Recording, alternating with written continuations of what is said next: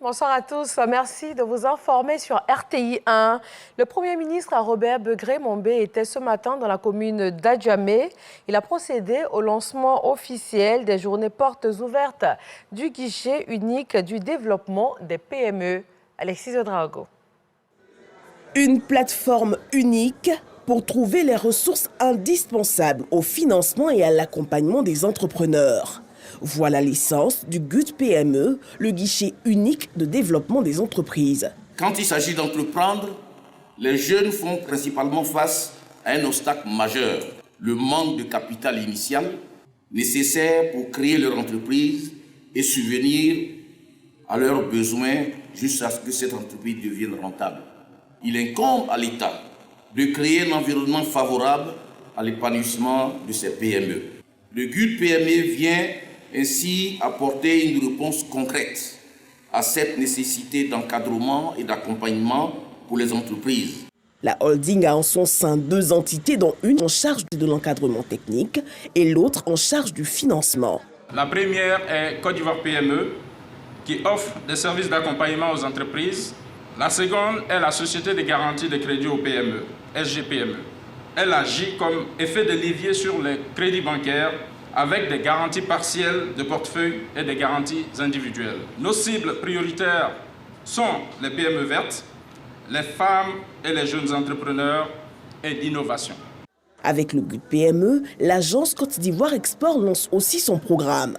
Promouvoir et diversifier les marchés, les produits et partenariats avec une ouverture plus forte sur la zone de libre-échange intercontinentale. Nous devons donc accompagner les PME, non seulement les accompagner à la mise en place de leur structuration à l'export, mais le marketing à l'export, pour la mise en relation et également encadrer pour la conformité de leurs produits vis-à-vis des marchés sur lesquels nous les accompagnons.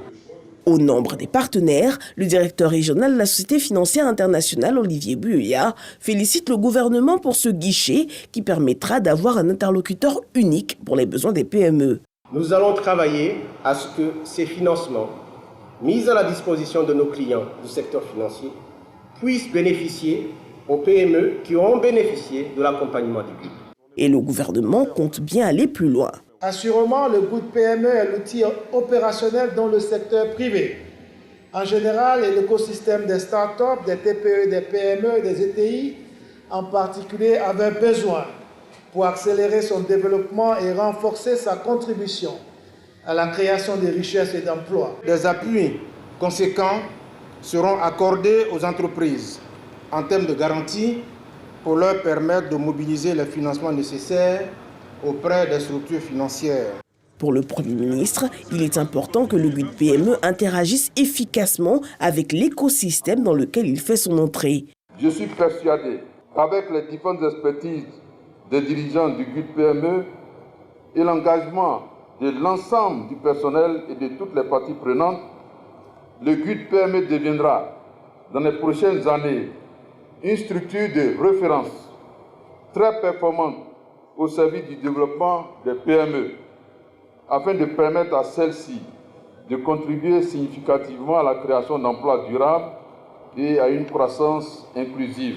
Robert Begré-Mombé invite les PME à s'approprier le guichet. Je voudrais exhorter les PME, dans la perspective de l'immense Coupe d'Afrique des Nations organisée par notre pays, à saisir toutes les opportunités d'affaires qui s'offrent à elles pour faire de ces événements un succès éclatant à tous égards.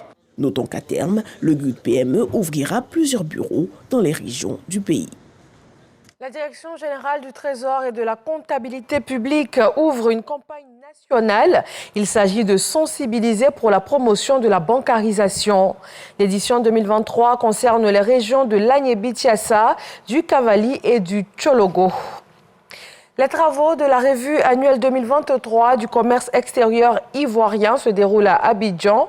Cette rencontre est organisée par le ministère du Commerce et de l'Industrie. Il s'agit de faire le bilan 2023 du commerce extérieur de la Côte d'Ivoire et pouvoir dégager les perspectives pour l'année à venir 2024. Dans l'actualité internationale, en Sierra Leone, le gouvernement allège le couvre-feu national au lendemain des affrontements armés qui ont secoué Freetown, la capitale.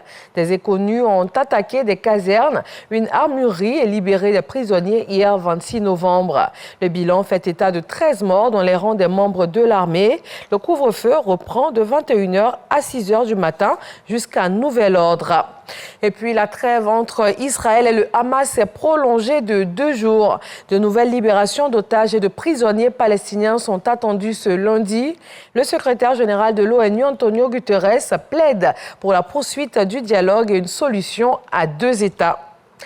Voilà, merci de vous informer sur RTI. Un rendez-vous avec grand plaisir à 20h.